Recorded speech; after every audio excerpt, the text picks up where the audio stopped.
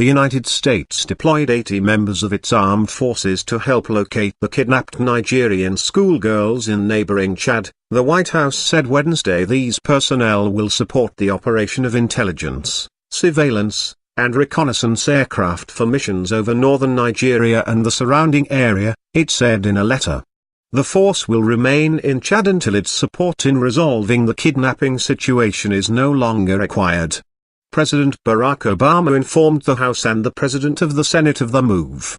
Boko Haram abducted the more than 200 girls last month from a school in northern Nigeria.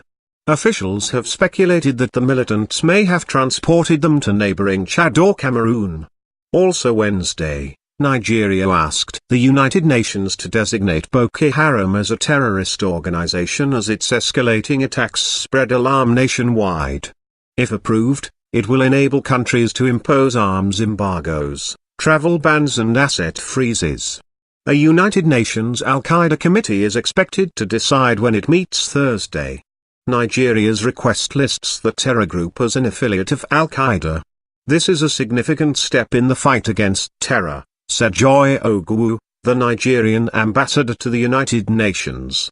The United States branded it a terrorist group last year, providing greater access to its finances and more ability to limit its movements. U.S. officials have said Boko Haram does not have financing in the United States.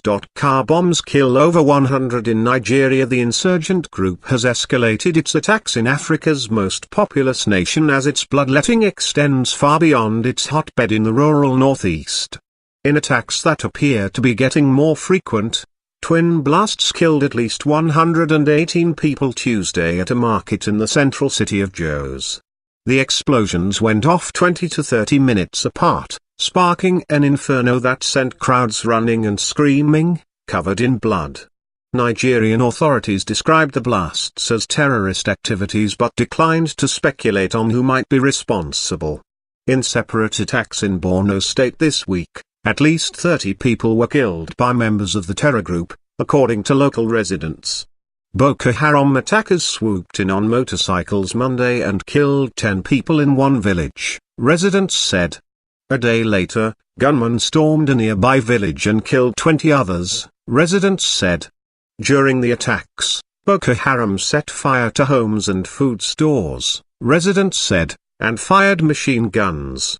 The group has not claimed responsibility for those attacks. Both villages are close to where the more than 200 schoolgirls were kidnapped. Boko Haram claimed responsibility in a chilling video and said he was willing to free the girls in exchange for imprisoned militants. These vicious attacks on defenseless Nigerian civilians and Boko Haram's abduction last month of more than 200 girls in Chibok are unconscionable, terrorist acts demanding accountability and justice, the U.S. State Department said in a statement. The sudden escalation of attacks, together with the failure to find the missing schoolgirls, has spread concern about the government's inability to quash the insurgency.